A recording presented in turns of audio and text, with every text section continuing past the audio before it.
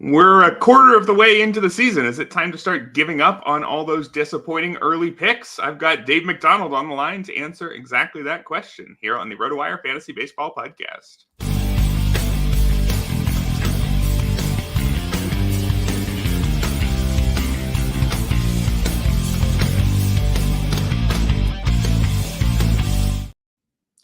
Welcome, everybody, to the Sunday edition of the RotoWire Fantasy Baseball Podcast, brought to you by Prize Picks. My guest today is Dave McDonald. You may know him as the man who reminds you that Mike Trout is, in fact, injury-prone. You may know him as co-host of some shows, Friends with Fantasy Benefits, Rotosaurus. You may know him as a high-stakes player or the commissioner, the godfather of the Earth Fantasy Leagues. Dave, how's it going? That's going great, man. That was a beautiful intro. You went over all the stuff with me beforehand, other than the Mike Trout thing. That was pretty funny. But no, it's good to see you again. It's been a minute since we had our Glarf draft in early February. What an ugly draft that was for some of us, but having you become a part of Glarf was one of the best decisions I've made. So happy to be here today, and let's talk some early season fantasy baseball moves. Yeah, that is the main topic for today's show. We're taking a look at the players who are already getting dropped. We're looking at a couple different leagues. We're looking at the RotoWire Online Championship to get a look at the earliest players getting dropped in 12-team leagues. We'll also be looking at the Earth leagues, which Dave and I took part in as members of GLARF, the Great Lakes representative there, and also the best representative, at least by past results. And I think we can assume future results as well. And by the way, who's winning Earth right now, Dave? Have you checked? Oh, that would be GLARF. Yes, Once again. I don't know if GLARF has ever actually not been in first place since we started Earth. Not bad. Yeah, I wasn't there for the first year, but we've been in first ever since I've showed up. So we'll assume that those things are related, even though I finished, 5th to 7th. But we'll say it's coincidence. I think not. I mean, I think you're really keeping us up there, Eric. Moral support, if nothing else. Well, I'm certainly not helping this year, so not yet, anyways. Yeah, I think, didn't you pick Spencer Strider? We were picking right next to each other, and I decided to go Freddie Freeman and leave Spencer Strider all the way to what, like 8 or something? You must 9. Yeah, I had pick 9, and my thought was, I know he's going to be going top 3 come March. I might as well take him at 9 while I can, even though I really wanted Tatis, but Jake, who was an anti-Tatis guy, took him at 7, and I was pissed. And so I took Spencer Strider, figuring, okay, this will probably end up being a good value, but yeah, did not work out well. And pairing that with Kyle Bradish a couple rounds later, and then Noelvi Marte a few rounds after that, I was off to a roaring start in Glarf. So proof that every single one of us could end up with injured players on our teams, no matter how hard we try to avoid them. We've got some headlines to get to, although first, hey, how about the most important headline of the day? It's Mother's Day. Happy Mother's Day to all the moms out there, especially mine, though, the number one mom, although I think we were having an argument before today's show. We're suggesting that your mom might be tied. I mean, I do think that Mrs. McD deserves a shout out here. My mom was like the mom to all my friends. I mean, my boys in Rotosaurus with me, Jake and Tony, in high school, we would always hang out at my house, at my parents' house rather. And, my mom was like a mother to everybody. She was that mom who's just always wanting to, she'll like, hey, can I get you snacks or whatever, cook you some food, just the most welcoming and warm person I've ever met in my life. So happy Mother's Day, Mom. Love you very much. And you are the true number one. We could fight about that one all day, but I think we'll do another show for that, a full mom argument episode. We'll see how many listeners we get about that one. We might get some listeners who are expecting something else from that one. But anyway, let's get to the headlines. And the biggest headline yesterday, Paul Skenes debuted. I'm not sure if you were aware, Paul Skenes. You might have noticed a couple people were talking about him for, past couple weeks, wondering where he is. We finally got to see him. And hey, that debut had something for everybody. If you were a massive Paul Skenes fan, you got to see his incredible stuff. And if you were a curmudgeon, you got to point out the fact that he only threw 4 innings and allowed 3 runs. So really a Rorschach test there in this Paul Skenes debut. What did you see in his first outing? Yeah, and you'll notice that when they had Derek Shelton, when they asked him in one of the post game interviews, they're like, "Hey, is Paul Skenes coming up soon?" Because everybody kind of pointed to that day as like, "Oh, this would make a lot of sense for him to debut," and he was like, "No, he's making his next start in Indianapolis." And I hope people are starting to realize, like, guys, these people lie. Like, this is what teams lie, managers lie, or they don't know. Like, it's possible Shelton didn't even know that he was going to come up, but just make sure you don't take too much. Because Eric, you and I had talked about this because you were wondering if you should start him or not. And what I said was like, look, I think they have a plan, and regardless of what he says, like, don't listen to what he says. Just if you think that the plan was for him to debut that day, throw him in your lineup. If not, and I think you ended up going with a reliever instead, right? Which was the safe move. Yeah, I think I was leaning. It was on last Monday. We had not yet heard the official confirmation, and the lineups were locking in about 2 hours. So the question was, do you go with a good setup man or a Paul Skenes, who theoretically should debut, but nobody said he's going to yet? And then right after that, they said he wasn't. Well, turns out they were lying, as you said. But it's so tough because you can't. I mean, that teams lie, but if you completely ignore them, then why were you even listening in the first place? And why are you even reading the news if you're just going to ignore what it says? So it's a tough situation. Definitely could have seen this coming, but I mean, it was a good debut. I think, I know the results weren't I think what people were hoping for. Like, I think people thought maybe he might come in and be an ace immediately, but that's often not how these things go. Even the best of the best come up and struggle at first. He was averaging 100 miles an hour. He hit 102. He didn't get a ton of whiffs on his fastball, though, somewhat surprisingly, at least to me. He was only at 27%. The Cubs it was the Cubs, right? Yeah, they're a pretty good offense, though. So the splitter got a ton of whiffs. The slider didn't. I think he might need to throw that change and curve a little bit more. He only threw him about 8% between the two pitches. So that's just kind of what I saw, but obviously there's nothing, you're probably going to throw him out. If you drafted him and held him for, 6 weeks, you're probably going to be throwing him in there next week anyway. So, yeah, I would certainly assume that you'd be using him pretty much every time. 84 pitches is encouraging. I guess it means that he's not too far from, hitting 95, 100 if that's what they want from him. So if you're worried that he's never going to go deep enough to get wins, I doubt that that's going to be a problem. Speaking of pitchers' results, there's one pitcher who had outstanding results yesterday. Max Fried, 7 hitless innings. That's his second time in his last 3 starts where he was pulled while he still had a no-hitter. 2 starts ago, he had 6 hitless innings against the Mariners. Max Fried was somebody who there was, I think, very legitimate reason to worry about early in the season. He had 2 awful starts after having some unresolved forearm issues last year, right? He didn't get surgery, and then he enters this season with a pair of awful outings.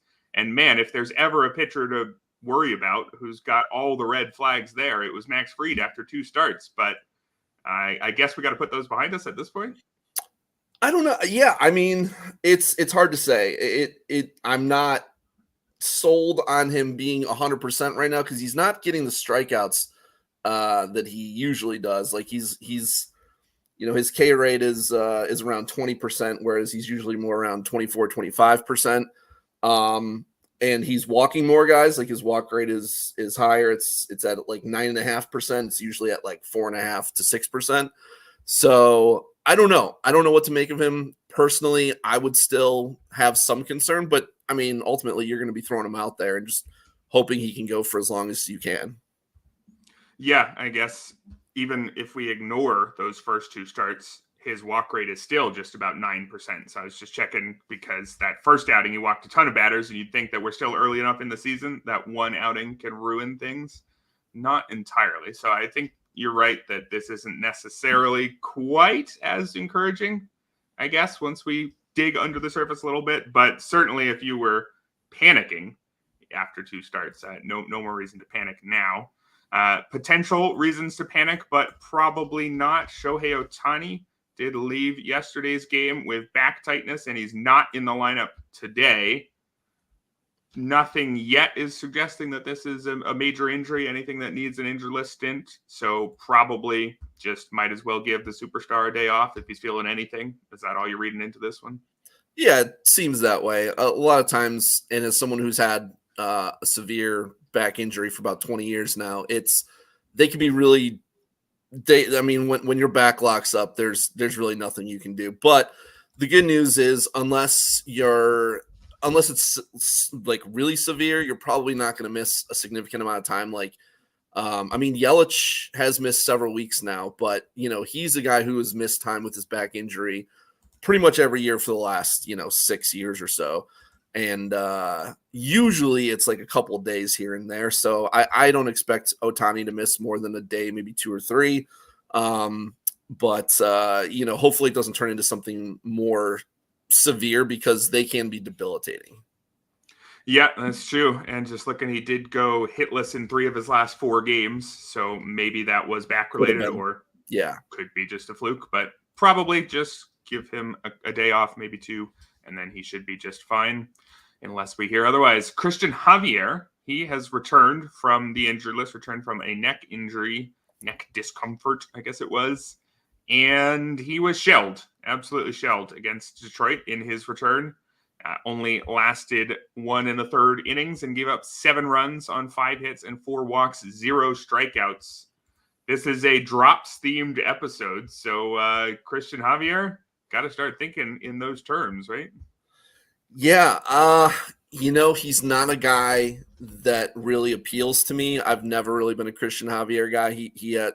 I don't like his control and command. Like I just he's not a guy I believe in. So I don't have to make that decision anywhere. But it's a lot easier to move on in like a 12 in a 15 team league. It's a little tougher. Although you drafted these Astros thinking, well, at the very least, I'm going to get some wins out of these guys. Well, the Astros are one of the worst teams in baseball, which is like, what the hell is happening here? So he's tougher to hold, than you'd think. But this could just be a situation where he's coming back and he's still not 100% yet. So I don't know. I wouldn't have started him. Like anytime you got a guy coming off of injury, I know sometimes they have good starts, but in general, I don't start them their first start back. Sometimes not even their second start back. So I would definitely leave him on the bench for a start or 2, but I don't know that I'd drop him yet unless you have like a really good replacement. In 12s, it's possible that you could drop him and have a pretty good replacement in mind. In 15s, it's much tougher though. Yeah, that sounds reasonable to me. Javier, before his injury, did have a 1.54 ERA, but the ERA estimators definitely did not back that up. His xFIP was 5.32. So a poor start coming back from the injury was not unexpected there. I would have no or minimal optimism, even though I wouldn't necessarily be cutting him unless I had to in those deeper leagues. How about some injuries to keep an eye on? JT Realmuto, he's out today with a knee injury. The team was saying that there's no major concern here, so probably nothing, although it's worth pointing out that JT Realmuto has only stolen 1 base this season. So we're talking about a 33-year-old catcher who is running less. Well, he's been caught twice, so maybe he's not running way less, but he's having less success on the base pass and now has at least a minor knee thing. Maybe revise those expectations for his steals total down this season. Yeah, I think that's pretty much it. Is you just have to, anytime you've got, I mean, catcher is just such a physically demanding position. Older catchers especially tend to struggle with staying healthy and like being down, like crouched down your knees all the time. Like it's hard to imagine a guy like being able to run a lot when you're in your, early to mid 30s. So I think, you're just adjusting your expectations a bit for him. And, you probably should have come in thinking, okay, he's probably not going to be stealing 20 plus bases. You're hoping for maybe like, 10 to 12 and, good counting stats along with that. But it doesn't look like it's going to be anything major, but you never know. Yeah, speaking of injuries that don't look to be major, we've got Brandon Nimmo exited with intercostal irritation, which sounds like it could be a band name maybe. Injuries believed to be minor here. Brandon Nimmo, though, has dealt with more than his fair share of injuries, I would say. So if you have him in an NFBC league where you got to make that decision on the Monday to Thursday stretch, and we don't get any more news before lineup lock, are you sitting him for at least a few days?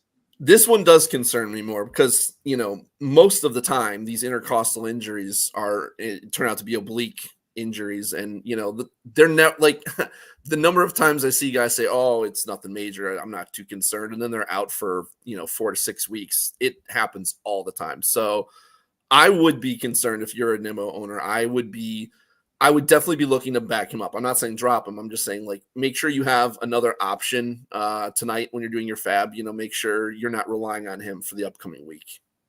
Yeah, those are the tough ones because it's obvious to see the big injury flags, the IL flags, and say, all right, well, I got to replace that guy. But these situations where you're still tracking and you don't get the answer until right after fab is done, all right, those are tough. So definitely plan on Nimmo not being available. And then if he is, great. That's how I play it as well. Would you say the same thing for Brian Wu, who left his start a couple days ago with forearm tightness that apparently was something that he was also experiencing in rehab, yet they allowed him to pitch anyway, and they're still saying he might pitch again? I don't think I can start him with any confidence, though. Can you? No, I don't know how Scott Survey says that a guy who has forearm tightness, which is very often a precursor to Tommy John surgery, it was reoccurring during his rehab and they're not concerned. Like, this is what I mean when I say, like, managers don't know anything. Like, this is ridiculous to say. I mean, I don't know if he doesn't know anything or he's lying. Either way, this is extremely concerning. And I would say you're not dropping him yet, but it would not shock me if this turned into a very serious injury very soon. So make sure you have someone else in your lineup for this week, because I would definitely not put Wu in there. Yeah, I would be leaning that way as well. And, if we end up wrong and he makes one start, okay, I guess we miss one start from a sort of injured pitcher in his second start back from the IL. I don't think that the downside is too bad there if you can sit Wu. Other injury to track, Michael Conforto is out today due to hamstring issues. He's another one who has been dealing with more than his fair share of injuries over the past several seasons. So wouldn't be surprised if that turns into an IL situation and maybe more playing time for, Helio Ramos. I'm not really sure. Mike Yastrzemski's already playing, as is Jung-Hoo Lee. So I don't know if this is a situation that we dig into too deeply for fantasy purposes. Well, like the Giants have their platoons, versus lefties versus righties. So you're probably not going to have someone come in and play every day. If he has to miss extended time, it's probably going to be, some guys versus lefties, some guys versus righties. Probably not much to look into there. But yeah, I think you're correct in thinking that this, hamstring injuries very often result in missing, some several weeks usually. So you hope that maybe it's just a thing where they caught it before it turned into anything bad. But again, I would plan on not using Conforto this week. And then one final injury situation to keep an eye on here. Jason Dominguez began his rehab assignment, or will begin his rehab assignment on Tuesday. We just got the word this morning. So if you're in a league where you're able to stash injured players, this would be a great time to go get him. What are your expectations for how often Dominguez will play once he's healthy, though? Because there's plenty of other good outfielders in the Yankees outfield right now. Aaron Judge, Juan Soto, Alex Verdugo, Giancarlo Stanton make up an outfield plus DH. So how do you see that all going down? Yeah, that's the question. My guess is, and he's sitting today versus a lefty. Verdugo, I imagine, goes back to being just a strong side platoon guy versus righties.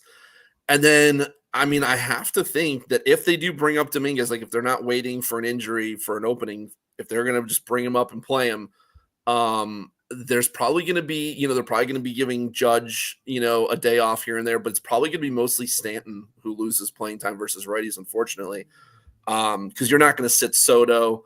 He's young and healthy. Again, you're probably going to give Judge some extra days off to make sure that he stays healthy, but I think Stanton probably ends up being the big playing time loser here, unfortunately. Yeah, and I guess that assumes that Stanton makes it through the next 3 weeks without hitting the injured list himself. True. So there's plenty of other ways this thing can resolve itself. One more headline. We'll call it a headline. What are your thoughts on Christian Scott? He had his second major league start yesterday, and it was pretty good. Barely a quality start. Exactly 6 innings, exactly 3 earned runs, 6 hits, 2 walks, but 8 strikeouts. And this is against Atlanta. I think on the whole, you'd call that passing the test for sure. What are your expectations for him the rest of the year? Is he going to get close to Paul Skenes, or is he just going to be a usable, serviceable, fine starting pitcher? I mean, you never know with prospects, but I will say, by the way, it wouldn't shock me if he was better than Skenes for this year. Skenes is the better prospect long term. There's no guarantee that he's going to be better for this year, though. I mean, Christian Scott has everything that you're looking for in terms of he strikes out a lot of guys and he doesn't walk a lot of guys. That's exactly what you're looking for.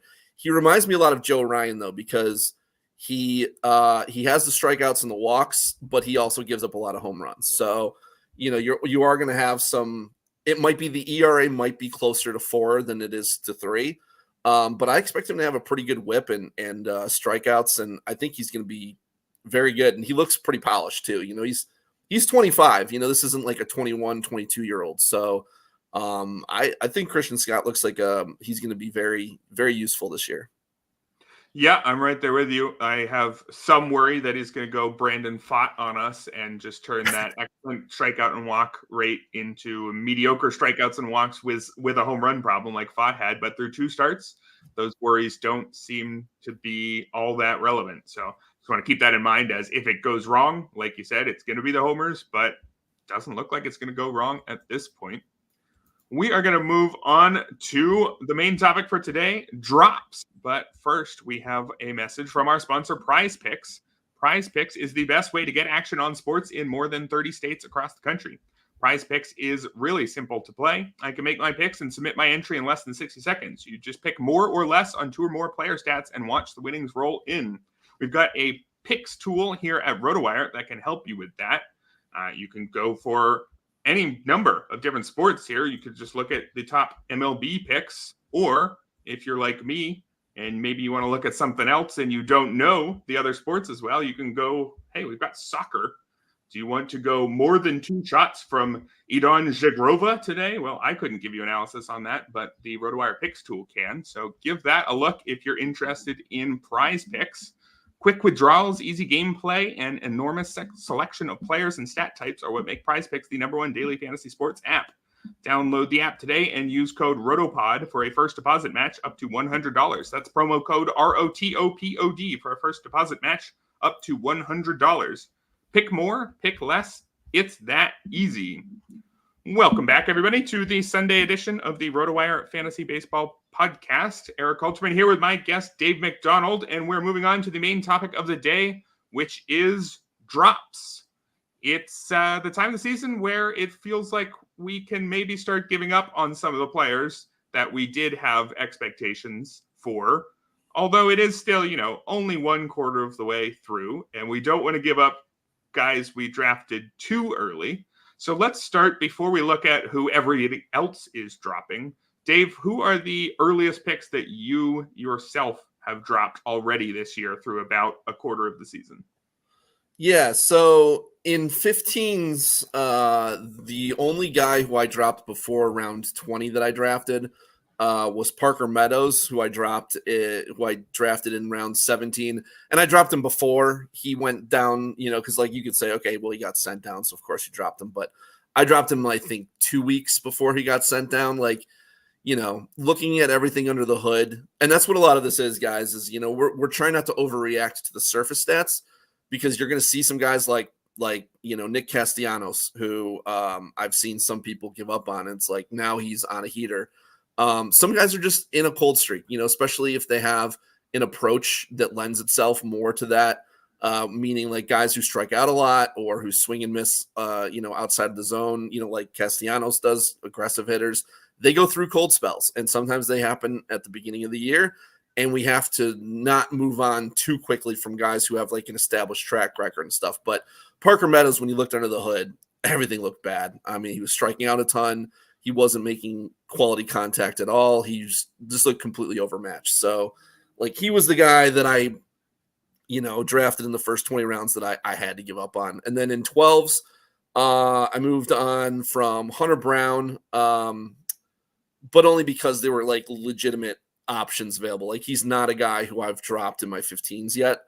And yesterday actually looked pretty good. I mean, I don't think you're going to find that quality of upside pitcher in Hunter Brown on the wire for the most part, unless you're picking up like, Christian Scott or Paul Skenes. But in 15s, you just don't have that luxury where you have enough guys that you can drop guys like that. And then another one in 12s who I've moved on from recently is Ke'Bryan Hayes before he went on the IL. Again, just because there were other legitimate options that I could plug in, and everything about him just was not looking right from, he's not barreling the ball. He's not getting the ball in the air. He's not, you draft him as a guy who's got average and some pop, and he's not running at all. And then it comes out that he's been trying to play through a back injury. And he's a guy who his bat completely disappears when his back is acting up. So you hope that maybe when he comes back, he can be useful. I do think at some point this year he's going to be useful, but in 12s where I need that spot, I had to move on. So there's a couple aspects of your answer I wanted to dig in on a little bit more there. One thing you mentioned was sort of the expectations you had coming into the season for a player, right? There are players that we think of as streaky, or as, like you pointed out, the guys who don't make a lot of contact. That can be a way to be streaky, because sometimes if you have a 33% contact rate for the season, you're going to have weeks where it's up north of 40 and nothing's going to happen. And you're going to have weeks where it's in the 20s. You mean strikeout rate, not contact rate. Sorry, strikeout rate. Yes, good point. If you had a contact rate in the 20s, we've got other problems. Right. If you're normally striking out a third of the time and you have a week where you're striking out half the time or 40% of the time for 2 or 3 weeks, it's going to be bad. But if you drafted one of those players and they had a month like that, you should have known when you drafted them that they might have had that month, and you drafted them because they're going to have other months. Whereas if you drafted someone, you could almost think of it as floor versus ceiling, although it's not exactly like that, but there's some similar dynamics here. If you drafted someone because you think of them as extremely steady, and man, they suddenly collapsed, well, the ceiling there was only ever a steady, boring compiler. And so if your steady, boring compiler is suddenly collapsing, that means something different than a player who you never expected to be steady in the first place. Exactly. Yeah, 100%. It's and I thought Ke'Bryan Hayes, I still think he has the upside of more than a steady compiler, but he is that guy who you draft hoping that, okay, he's going to give me maybe, I think he can give me 20 homers, 12 to 15 steals and like a good average. And when he's not providing you with any of that stuff, it's like, well, damn. Okay. Very different from like Castellanos and Gorman, who, I drafted them knowing full well that they're going to be streaky at times because of their profiles. So yeah, very, very different types of expectations with those type of guys. And so the other thing you mentioned in your answer is looking under the hood. And I think there's a point here, which is that there are two different ways for a player to have a bad month. One way is under the hood, they're basically fine and they got quite unlucky. Maybe usually guys who got unlucky are also under the hood a little bit worse, but within normal variance for what you'd expect for 1 month. And so those guys, the analysis is pretty obvious, right? Probably don't drop them. They're probably going to be fine in most cases. And in leagues with trading, those are the most obvious buy low candidates. Although with leagues that are full of smart people, you're maybe not going to be able to do that. But the analysis there is easier in most cases. You just have to prove that, yes, under the hood, they look fine. But then there's the other players where under the hood, it's not good either. And there, we don't just automatically drop all those guys, right? Because there has to be a threshold. For example, I think Bo Bichette is one of the biggest examples. I highly doubt that you're dropping Bo Bichette in anything but like maybe a 8-team league or something. You start thinking about it. I'm not really sure exactly where that line would be. But somebody you drafted with your 3rd, 4th pick, if they've been terrible and they've deserved it, that still doesn't necessarily mean a drop. So where is the line for you, would you say, between, this is where we start dropping the players because they've just been bad and they could bounce back, but they deserve everything they've done so far? I think that's a different line than the players who are just disappointing a little bit and also getting quite unlucky? Right.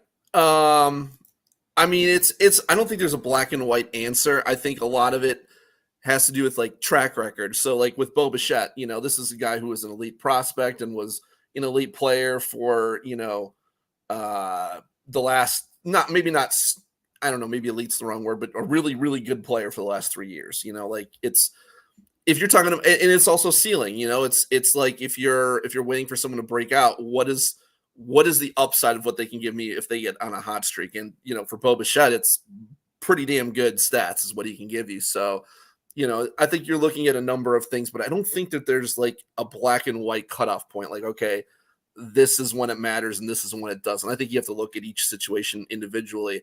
But like, you're looking under the hood at Bo Bichette, and like the main things are he's not hitting line drives. So his line drive rate is, historically like 22%, and he's at 14.5%. That's what's the major driver. The major driver of your average is your line drive rate. So that's exactly why he's hitting 200. And his barrel rate is like 2.5%. And it's typically, 9.5%. Barrel rate kind of usually goes hand in hand with streaks. So like when you're on a hot streak, your barrel rate is really high. When you're on a cold streak, it's really low. This just nothing else. Like looking at everything else, his contact rate is fine. His zone contact rate is fine.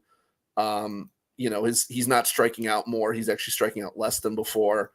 There's just nothing that looks like anything super out of the ordinary where I'm like, okay, he looks like I have to drop him even though I drafted him in the second or third round or whatever. So there's nothing there that says I have to move on from him. I think it's just a prolonged cold streak.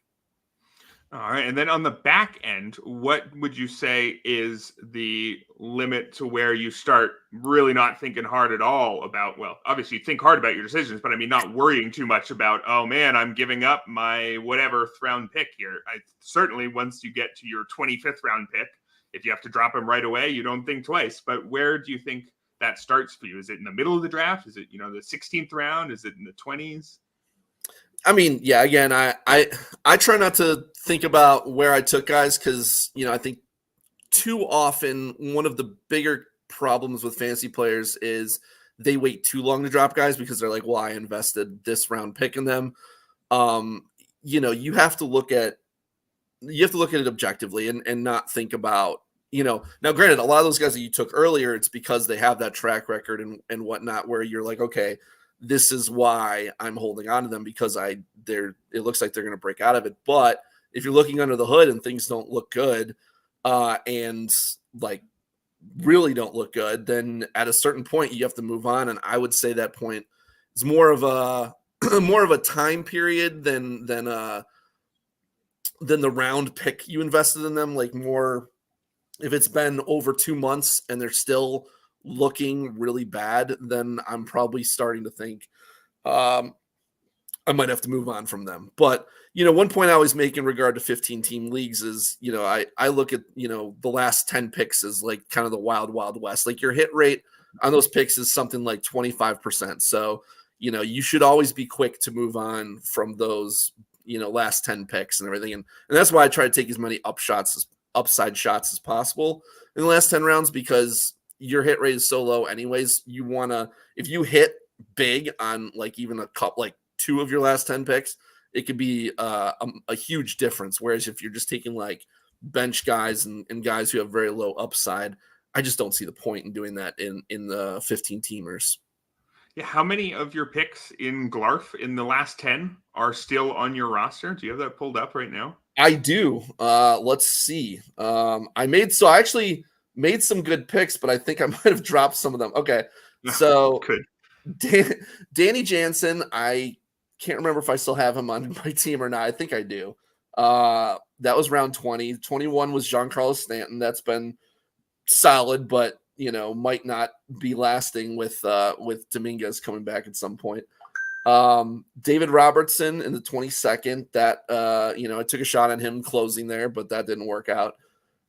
Will Smith in the 23rd was a good pick in terms of like, hey, I got the closer, but he ended up being bad and lost the job. You pretty got quickly. the closer for 3 days.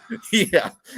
So it was the right pick in terms of, okay, you're looking for closer specs who can get the job, but in terms of being good enough to hold it, not so much. Tommy Pham, who I took in the 24th, but I didn't hold him. Yeah, I was gonna say I doubt he made it, did he? No, I did not hold on to him. I guess that's an example of you probably didn't really feel bad, right? We did this draft in February, and you picked him knowing that he was a free agent, but you probably assumed he was going to get a job in March, and then he was your 24th round pick, and so when he didn't, you didn't really think twice about having him be one of your first cuts, even though he was going to show up and be pretty good a month later. Yeah, I mean, I didn't want. I figured he would sign on somewhere, but it was like week 2 of the season, I think, when I dropped him, and there was still like literally no word. Like it wasn't like, oh, I'm working out for teams or anything. Like because I was constantly checking the news for him. Like if I saw anything about him, like talking with teams or anything, I probably would have held him, but I just didn't see anything. And what I did see was like some Japanese teams were talking about, oh, you might be going to Japan. And I was like, oh God, all right, fine. Yeah. And then I took Benintendi in round 25, but I dropped him pretty early on. Davis Schneider, another that turned out to be a good pick, but I didn't hold him. So, he didn't have a job. Zach Littell in the 27th, that ended up being a good pick. You keep him? What was that? Did you keep him? I did keep him, yes. So that's like our first reserve round pick here that you kept. You had some in the early 20s, so I think that's your first reserve round pick so far. Unless you count Stanton at 20. I still have Stanton. And then round 29, Gary Sanchez, did not keep him. And then round 30 was Hector Neris. Again, ended up getting the closer job later, but I had already dropped him. So yeah, wow, that's a great look at how fun the reserve rounds can be, even if your logic's right. If you had made those picks in a draft and hold league in those rounds, it would have been great. But sometimes you do have to be ruthless. You know what? With the I missed round 28. I drafted Max Meyer, who was also a great pick, but I dropped him week 1. Like the week before his first week. Because I don't know. I think I was really high on Zach Thompson, and I dropped him for Zach Thompson, and that did not go well. Yes, sounds about right. Yeah, just checking my last 10 rounds in that league. Will Benson, Hunter Harvey, and Alex Verdugo were my final 3 in the active rounds, and I've kept all them, but did not keep more than 1 reserve round. I've kept Johan Rojas, but everybody else is gone, even if some of them are back. The last 10 rounds, You drafted Cade Horton. I guess you were thinking he might be up early. Yeah, or I think I was pessimistic when I did that pick, but I thought, hey, there's some upside here if Cade Horton, for some reason, because again, this was a mid-February draft. If he did get the call, cool, and if not, I backed him up with Jordan Wicks, who I actually did get 3 starts out of or so before he left my roster. So that's something you can do in those early February drafts. So the last 10 rounds we're going to be ignoring when we get to the players dropped in Earth, because everybody's dropping those guys. And we're going to move to actually the players getting dropped in the RotoWire Online Championship, and I'm actually going to cut off the last half of the round. So this is anybody who is drafted in the top half of the RotoWire Online Championship and has been dropped at least once. I will put these up on the screen if I can figure out how to do that. Ooh, look at that. And I'll let you digest these names while I share this message from Home Run Forecast. Can certain weather conditions lead to more home runs? The atmosphere can affect how far a ball flies by 20%. Home Run Forecast measures the weather conditions at a ballpark to tell us if the atmosphere is good or bad for ball flight during a game. An index value that rates the air is created for each game and ballpark and is displayed on a scale from 1 to 10. Home Run Forecast premium site offers index values by the hour for each game. 24-hour forecasts, wind direction and speed, and even whether the roof will be open in certain stadiums. Home Run Forecast is offering a special for the start of the baseball season. You can get access to the premium site for the entire season for only $28, a savings of nearly 30%. Go to homerunforecast.com/RotoWire now to sign up. Back here on the RotoWire Fantasy Baseball Podcast, we have, as promised, the earliest players who have been dropped in at least one RotoWire Online Championship League.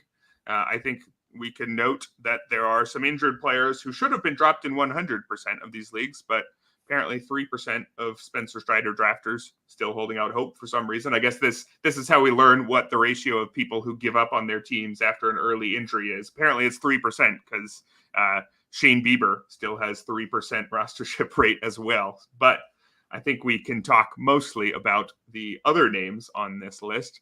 Blake Snell has been dropped once. I don't think I would do that one, but this is a 12-team league, and he was injured and not pitching well. I don't think I'd get behind that one, though. No, I mean, I think anything under 5% is kind of just, you have to, that's like an the error percentage or whatever, I mean, there's just people who are going to do dumb shit in any league. So anything that's like 1, 2, 3, 4, percent, it's like, okay. Yeah. I mean, that person could end up being right about Blake Snell, given how volatile he is from year to year. But I think the process at this point, I would still disagree with. How about on Joe Musgrove, though? Now that he is dealing with elbow issues, he's playing catch, though, so he's not completely shut down. But very poor start to the season, 6.35 to 6.37 ERA and a 1.51 WHIP through 8 starts. Could you get behind dropping Joe Musgrove? Yeah, I mean, Joe Musgrove, I would never have drafted him, but like he was probably my biggest pitcher fade for the year.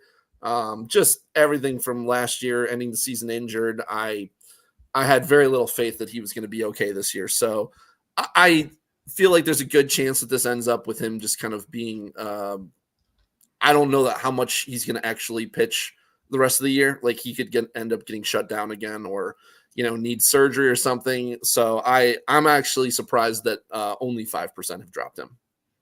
Yeah, I guess there's some question here. One of the things to think about when it comes to drops is how much are you going to regret it if it ends up being wrong? And I think that actually is good to think about. That isn't like a sunk cost fallacy or anything, because with the players who have high variance, you kind of do want to stash them on your bench, because if it turns out that they hit their best outcomes, that could really help. It's kind of similar to stashing a prospect, right? You're going to get nothing from them for a while, and then, hey, you might get quite a ton.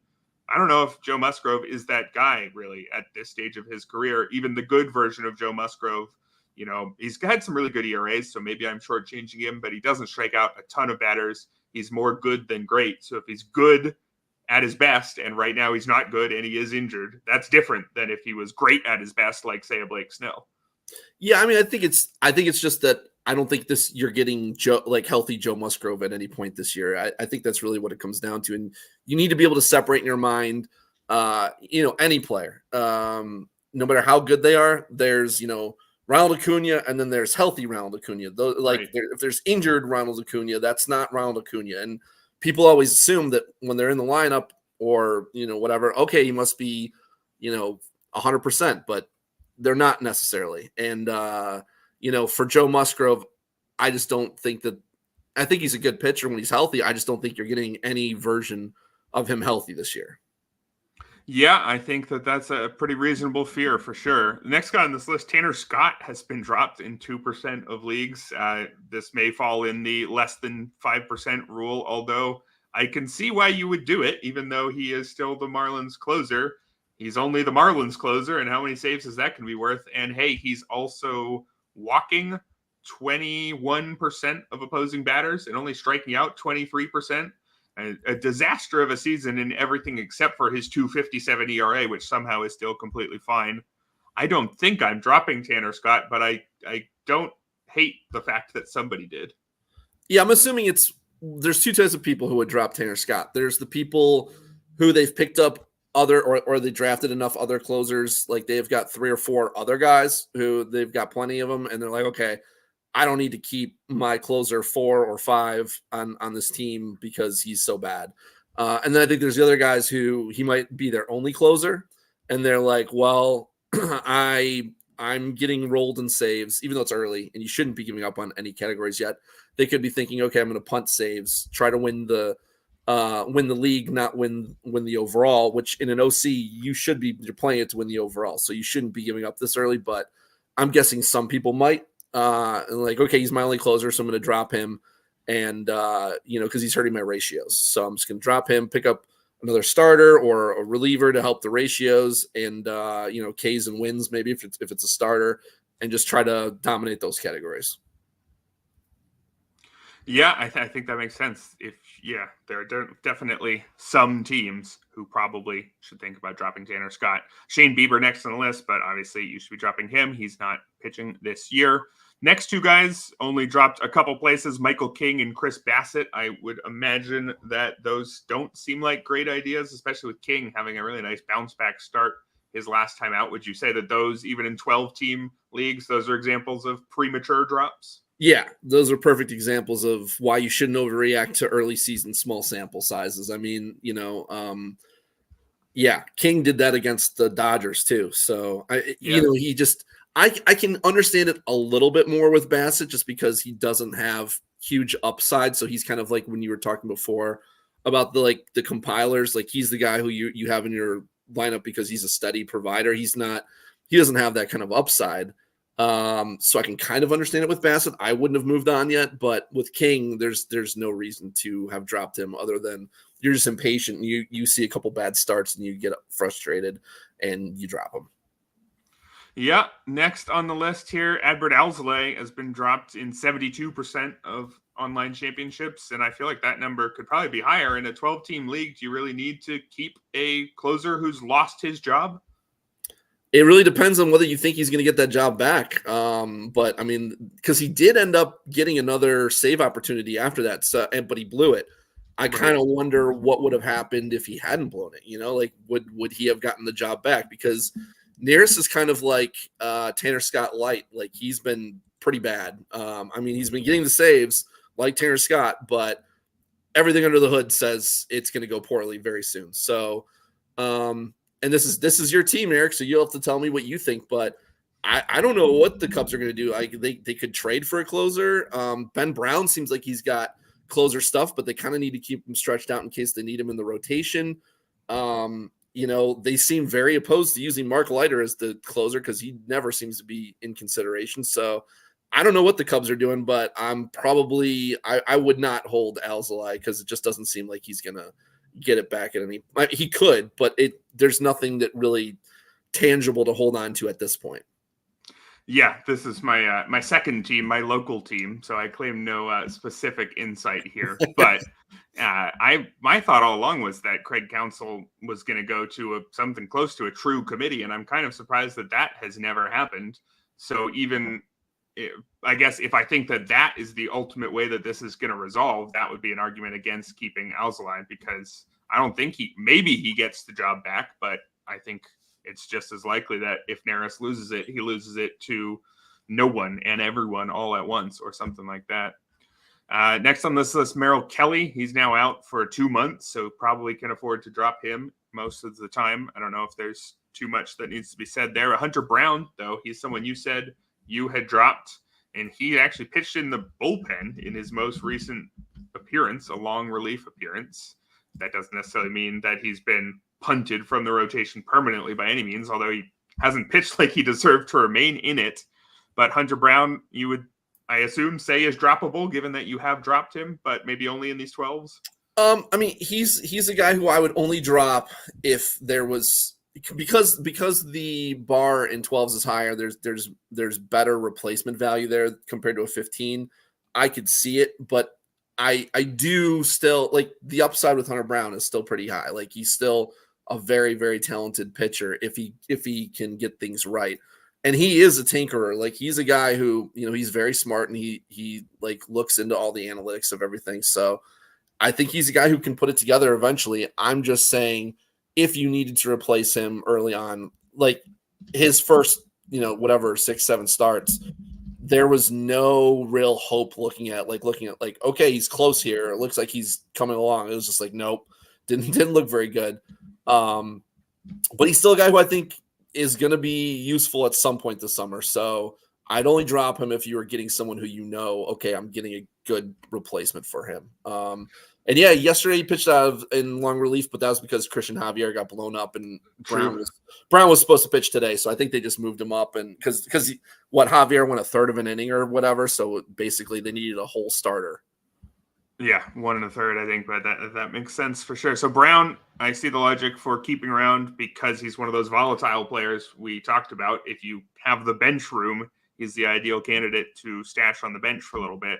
Yeah. Mitch Keller, the final two players who were dropped in some RotoWire online championships, despite being drafted in the top half, they are steady compilers compared to Hunter Brown, right? They are much lower variance guys who should be steadily above the line in a 12-team league even. So I wouldn't love the idea of dropping them, but they also don't have that high ceiling. So there's probably some teams where maybe. Yeah, I mean, Mitch Keller, nothing looks really like. I don't. I mean, you can drop him, I guess, but I don't know why. Like, he's been pretty much. I mean, I guess maybe his latest outing probably really helped his numbers. But you know, I was never really a Mitch Keller guy, but you know, he looks like a useful guy. Like he's not walking a ton of guys. He's just someone who I would probably pick and choose where I stream him, but I don't know really outside of that why you would drop him. Now, I don't know about the Montgomery. I don't know if that's like, was he dropped, you know, while people were waiting for him to come up, or is this since he's been up? Right. This is their current ownership. So there may have been a couple more drops where they were picked back up again. So that means that still right now there's 2% of the online championship leagues where Montgomery's still out there. Yeah, he does look a little rough. I mean, he's not striking anyone out. He's walking more guys than usual, but you also have to kind of say, okay, well, this guy was clearly behind. Like, this is essentially, he's still kind of doing his spring training. So I don't know. Yeah, tough one, because with that relatively low ceiling, I wouldn't feel like I had to keep either of those guys around, but I think that the most logical explanation is that he's just a month behind. Let's look at those hitters. We've got Nolan Jones is the earliest drafted hitter who was dropped. He was picked at 55 on average. I guess that's a 5th-round pick in a 12-team league. He's been dropped in 3% of leagues. He's been dealing with injury, although not necessarily a particularly long-term injury.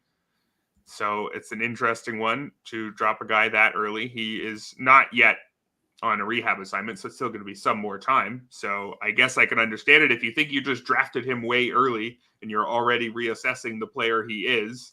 And I would understand that. I think I drafted him a few too many places and was reassessing the guy I drafted after just a few weeks and wondering why I had him ranked quite so high. Maybe that's overreacting to a small sample, or do you think that Nolan Jones probably should be dropped on a couple teams, even though he was drafted, again, 55th overall? Yeah, that's a tough one. I kind of avoided him for this reason. Like, I didn't know what to expect from Nolan Jones. Like, he's clearly talented, and he's a former Guardians prospect. So, you know, we trade away a lot of guys who end up breaking out with other teams. So didn't shock me to see that. But just with his, you know, his contact rate issues, you know, obviously he hit 297, but with a 249 XBA last year. So there's a lot of more contact issues there than appeared to be last year. And this year he had a 36% K rate in only 100 plate appearances, but usually that stabilizes within 100 plate appearances. So, yeah, he was definitely struggling. He was hitting the ball still pretty hard, but he wasn't barreling it. So it's probably a combination of him kind of being on a cold streak and striking out more, like his contact issues are flaring up more. And that can happen with guys with his profile. So that's kind of why I avoid those types of guys early in the draft. But I don't know. I'm assuming people didn't realize that he was going to miss this much time. So I think maybe they were not planning to be without him for this long, but I don't know what at this point. I think if you still have him, I think you're just holding him, right? I mean, like, I can't imagine dropping a guy that you picked that high and holding him all this time and then dropping him. Yeah, I would agree. I think if you wanted to cut bait right away, I think it might have made sense if you had a team that had plenty of other injuries and the other injured players were, you know, performing better and you had more optimism for. I still think you'd probably like to keep Nolan Jones and hope that he gets most of the way back to being the guy that you drafted him as, especially given that, again, we're now a few weeks closer to his return than we were a few weeks ago, but it's not good. Speaking of not good, Mike Trout, he's been dropped in only 9% of RotoWire online championship leagues, despite the fact that he's undergone surgery to repair his meniscus in his left knee. That was back on May 3rd, so there's already been one weekend where he could have been dropped. Would you agree with the 9% of Mike Trout droppers or the 91% of Mike Trout holders? That's a tough one too. Again, I didn't have to make this decision, thankfully, but the way that they were talking about the injury, saying things like I think he said, I hope to be back this season, or I think I'll be back this season.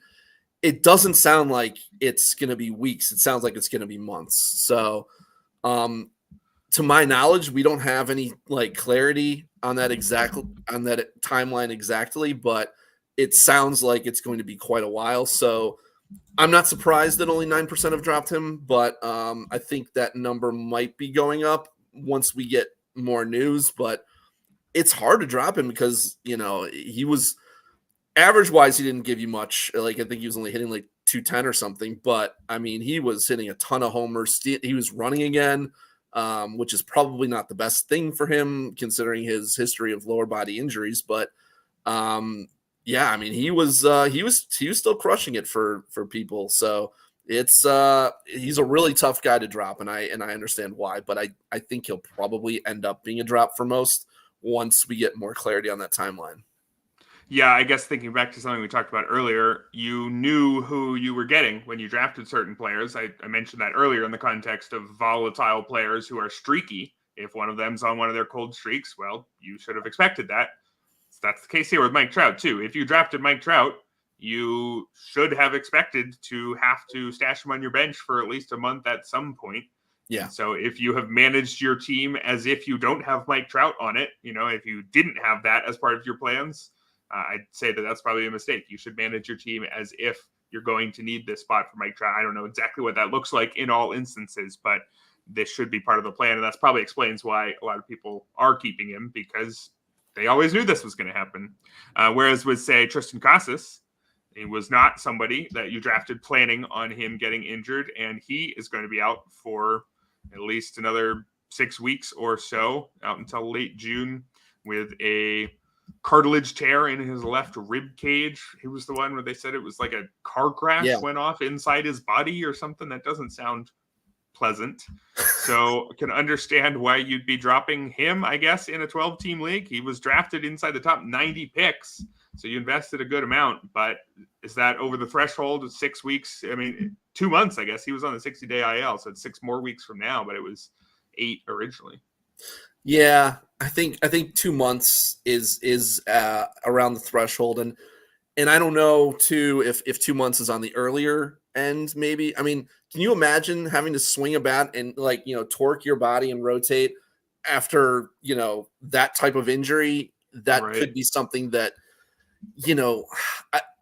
either he could come back too soon and re-injure himself, or it's going to take a real long time, I feel like, to build himself up where that won't be an issue anymore. So this does seem like a time where I would support dropping him, unfortunately. Yeah, I think that's a tough call that you probably have to make. How about Wyatt Langford? He's been dropped in 13% of RotoWire online championship leagues. He was drafted inside the top 100, and he's not out as long as these other guys. He could be back maybe in a few weeks. It was supposed to be a 3 to 4 week absence, and he's been out for about one of those with a hamstring strain. Of course, he wasn't the guy you thought you were going to get when you drafted him before that. So with that combination of underperformance and injury, do you think he is a guy who should be dropped in maybe more than 13% of these 12-team leagues, or do you think holding on to him is still the play? Yeah, and I think the people who dropped him, it's more about his performance than anything else. I mean, because like you said, I don't think he's going to miss more than maybe 3 weeks or so, maybe 4. Yeah, it's prospects come up, they struggle. Often this happens. We shouldn't be surprised by that. Yet I think people are.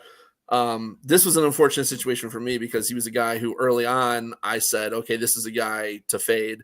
And then the more I listened to prospect people, including some people from this lovely channel here, my guy James Anderson, who I trust a lot. He's a great prospect analyst and also a great fantasy baseball player. So like when James talks about prospects, I know he's coming at it from the angle that I want, which is this guy useful to me right now? And he was like, Langford's the most ready and best prospect I have seen in over 10 years of covering prospects. So that to me meant a lot. And it doesn't mean that James is wrong. Like, Langford could still come back and have a huge summer, but this happens with prospects, and you draft them knowing that they have that variance. But I'm holding Langford personally, and I don't know if that's the right call or not. I think it depends on what you would replace him with. Again, I think it's easier to do that in 12s. In 15s, what kind of player is going to give you that kind of upside that you can pick up? That's my thing. To hold him for 3 to 4 weeks seems like it's well worth it, instead of dropping him just to pick up a guy that, okay, maybe a guy gives you a little bit of production, but not nearly what Langford can do. Yeah, I think I'm right there with you. I would be keeping him in those 15s, and I think it makes sense that some people, but not the majority, have dropped him in these 12s. I think that's probably right where he should be. I want to give us time to talk about some of the Earth drops in the 15-team leagues, but real quick, is there anybody, I'll go over the highly dropped names. Jordan Walker, 68%. He's in the minors. That makes sense. Francisco Alvarez, he's injured. Matt McLean, he's injured. Trevor Story, he's injured. Then we've got Josh Young, also injured. Chas McCormick was probably dropped when he was injured. James Outman is just underperforming, so maybe that one makes sense. He's up to 45% dropped. But are there any of these names you see on these lists who were dropped in the single digits that you think, no, actually, I can get behind that one. He should be dropped more? Okay. So you're going the other way. I'll say I'm shocked that Spencer Torkelson's only been dropped 3% and Estuary Ruiz has only been dropped 6%. Those two kind of surprised me being as low as they are, because Torkelson, Jesus Christ, that's like, looking at his profile, to think that it's mid-May and he doesn't have a home run yet. It's wow. And yeah, it doesn't look great under the hood there either. And Estuary Ruiz is a guy who was one of my biggest fades, because his playing time situation has always been very bad there. Like he only played I don't even know, 40% of the games last year when he was up.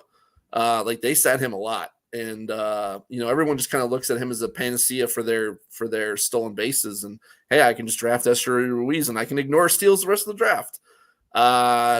Doesn't really work that way, because especially when you have a guy who's not a very good hitter, they can lose their job or get benched or what have you. I don't know. I guess the 6% who, maybe most of his drafters just have to hold him because they're like, okay, I need steals, so that's why I drafted him. And they haven't been able to replace those steals yet. So that has to be the reason that they're still holding him. Yeah, he may have been dropped and then re-picked up, but I'm not sure if he shouldn't just be dropped again in some places. That's true. Let's jump over to the Earth drops. These were with the Glarf and 10 other leagues, so that I didn't do things by percent here. I just listed the total number of drops. It's out of 11. And let's just real quick look at some of the players who have been dropped here.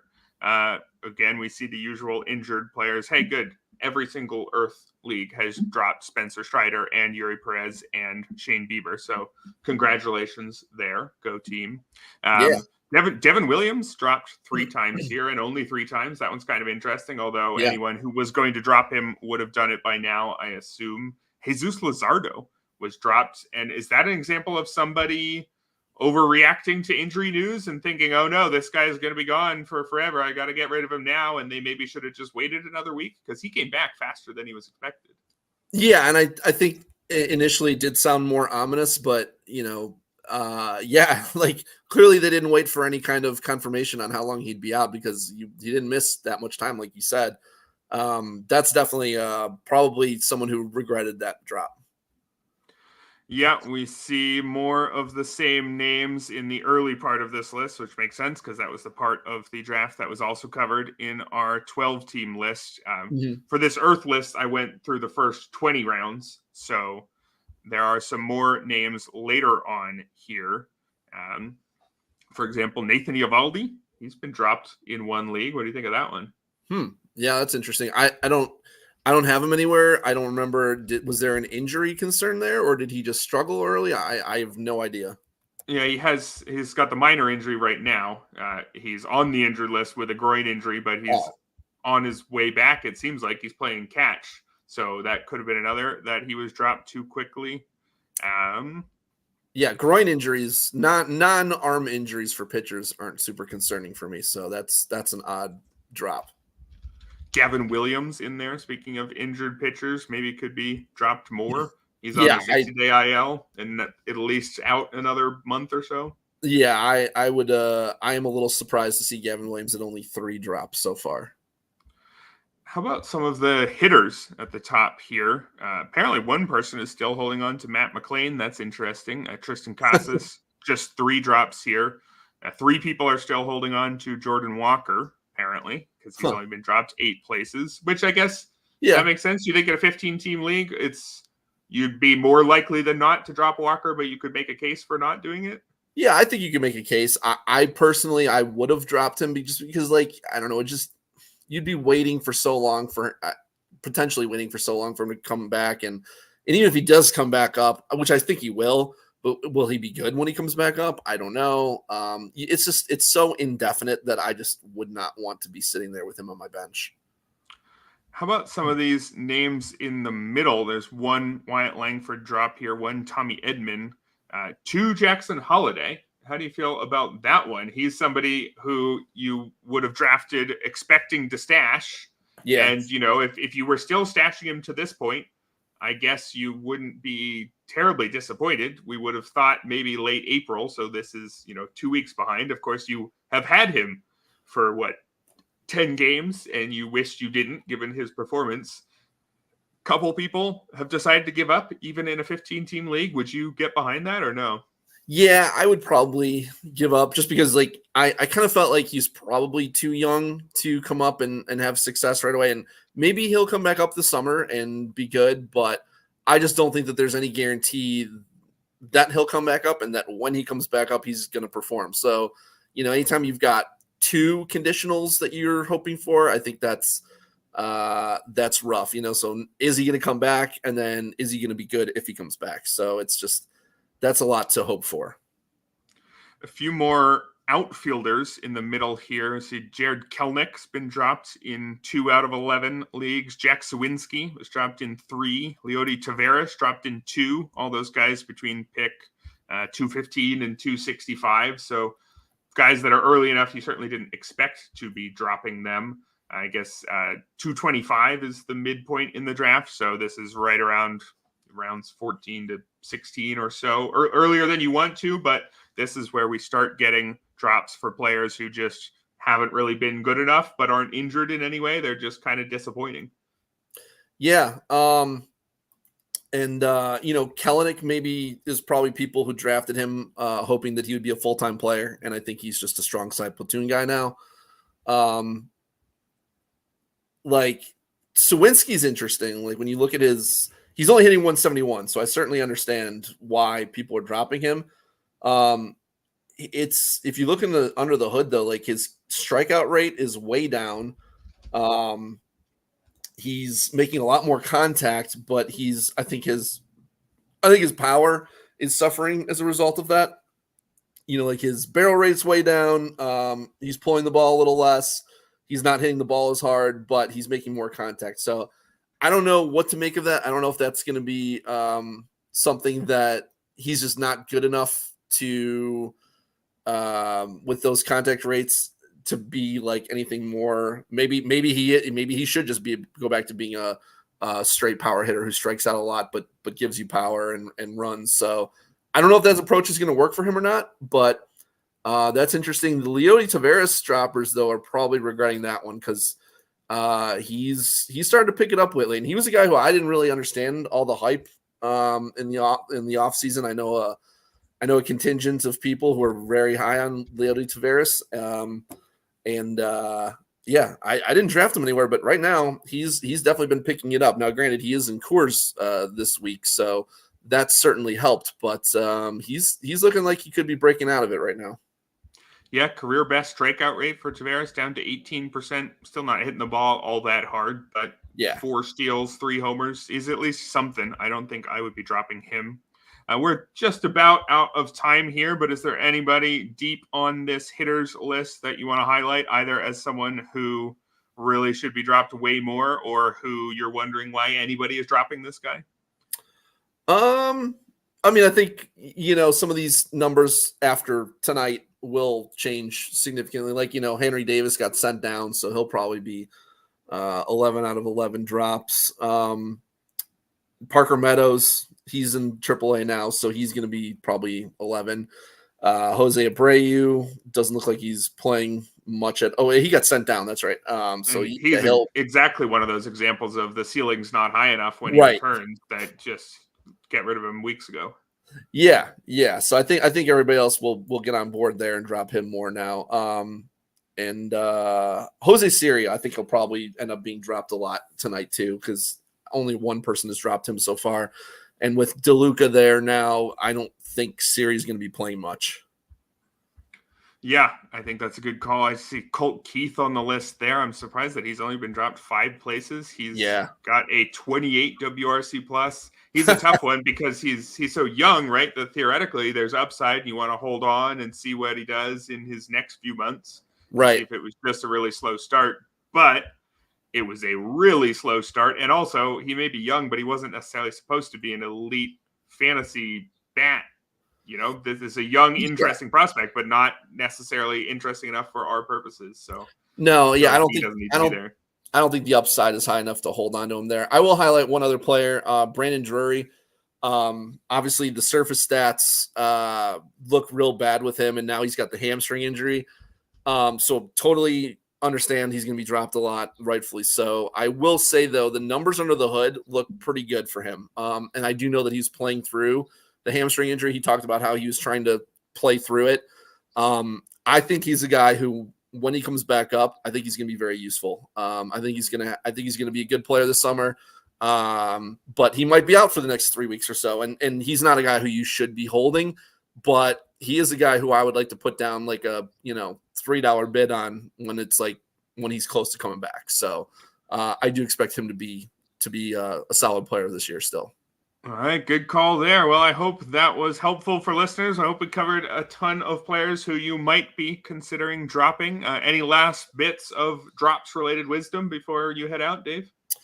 No, just remember to keep looking under the hood. Don't look too much at the service stats. Look at Sierra, not ERA. Look at expected batting average, not average. Look at the stuff that is going to be more predictive of how they play. Well, maybe not predictive, but is going to give you a better idea of how they've played so far. Don't put too much stock into those surface stats. And Justin and I actually did an episode on Friends with Fantasy Benefits last Monday, kind of going over all the different stats that we look at, and ones we look at, ones we ignore. And we highlight a bunch of players too and talk about which guys we're worried about, which guys we think are going to be just fine and all that stuff. So if this is of interest to you guys, check it out on Friends with Fantasy Benefits. I believe the last 2 episodes that we did, the last 2 Mondays, we talked about that stuff a lot. So, it's just something to be, just stay aware. Early season, things can change quickly. So don't overreact, but also don't underreact. You do have to move on from guys. You can't be taking too many zeros here. You can't be holding on to guys who clearly look like they're not right. So it's a tough line to tread. But, that's fantasy baseball. Yeah, don't overreact, don't underreact. Just make the exact correct decision every time, and you'll be just fine. Thank you for your time, Dave. Thank you, listeners. And we'll be back tonight. We've got Scott and Jeff with the Sunday night edition, wrapping up this week's Fab. Thank you, everybody. Thanks, Eric. Go Glarf.